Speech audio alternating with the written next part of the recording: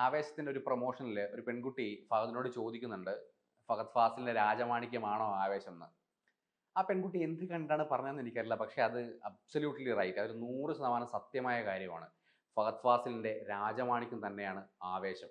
ഈ കോമഡിയും ആക്ഷനും ഇമോഷനും ഒക്കെ ഒരുപോലെ ബ്ലെൻഡ് ചെയ്ത് ഒരു മാസ് മസാല എന്റർടൈനർ ഇവിടെ അധികം പേർക്ക് അങ്ങനെ കിട്ടിയിട്ടില്ല ഒരുപാട് കാലമായിട്ട്. അത്തരത്തിലൊരു ഭാഗ്യമാണ് ഫഹദ് ഫാസിലിന് കിട്ടിയത്. അയാൾ അത് അടിച്ചു പൊളിച്ച് തകർത്തിട്ടുണ്ട്. ഒരു വൺ മാൻ ഷോ, ഒരു പടം തുടങ്ങി 15ാമത്തെ മിനിറ്റ് മുതൽ അവസാന നിമിഷം വരെ പുള്ളിയെ കൊണ്ടുപോവുകയാണ്.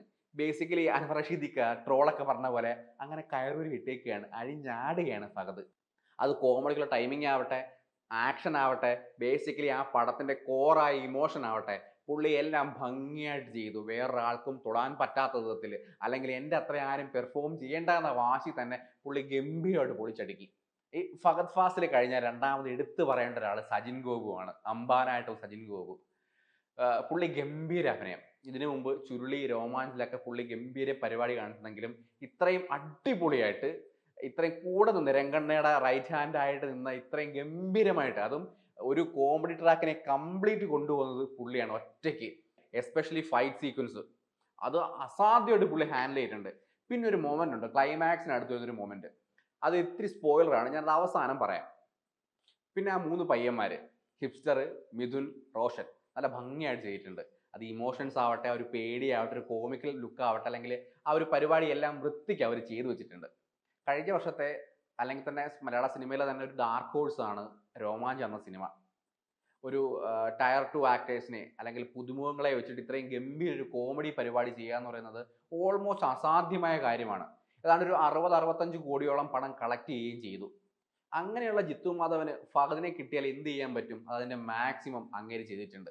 കുറച്ചുകൂടെ കിടിലമായിട്ട് പറയണമെങ്കിൽ അയാൾക്ക് പടം ചെയ്യാൻ അറിയാം എന്നല്ല, അയാൾക്ക് നന്നായിട്ട് കിടിലം പടം ചെയ്യാൻ അറിയാം എന്ന് തന്നെ പറയണം. ആവേശിന്റെ അടുത്ത USP ആയിട്ട് നിൽക്കുന്നത് മലയാള സിനിമയുടെ ഇപ്പോഴത്തെ ഇല്യൂമിനാറ്റിയാണ് സുഷിൻ ശ്യാം.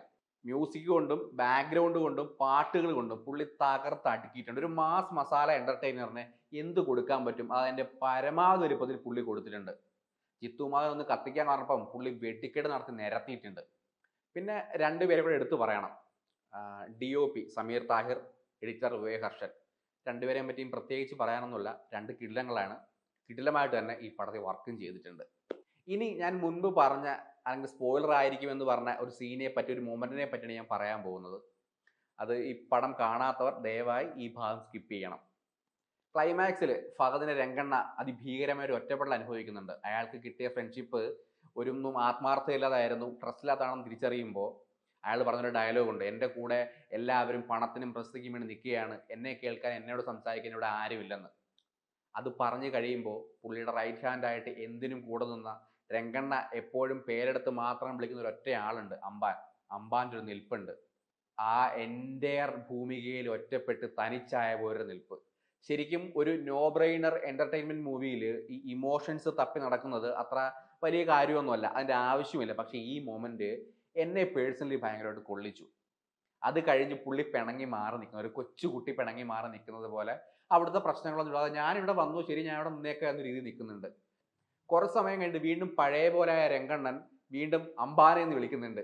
എന്തോ എന്നും പറഞ്ഞ് അമ്മ വിളിച്ചിടത്തേക്ക് പിണക്കം മാറിയ കുട്ടി ഓടി വരുന്ന ഒരു വരവുണ്ട്. ഈ പടത്തിൽ എനിക്ക് ഏറ്റവും ഇഷ്ടപ്പെട്ട, ഏറ്റവും മനോഹരമായ കഥാപാത്രം സജിൻ ഗോപുവിന്റെ അമ്പാനാണ്. അയാൾ ഒരു വലിയ നടനുണ്ട്. അയാൾ കോമഡി മാത്രം ചെയ്യുന്ന നടനാകാതെ ഒരു ഗംഭീര നടനാകണമെന്ന് ഞാൻ ആഗ്രഹിക്കുന്നുണ്ട്. അപ്പൊ ചുരുക്കി പറഞ്ഞാൽ ഫെസ്റ്റിവൽ മൂഡിൽ അടിച്ചു പൊളിക്കാൻ പറ്റുന്ന, ഏത് ഫാമിലിക്കും കുട്ടികൾക്കും വയസ്സായവർക്കും എല്ലാം പോയിരുന്ന് കണ്ട് കൈയടിക്കാൻ പറ്റുന്ന ഒരു അടിപൊളി പടമാണ് ആവേശം. തിയേറ്ററിൽ മിസ് ചെയ്യരുത്.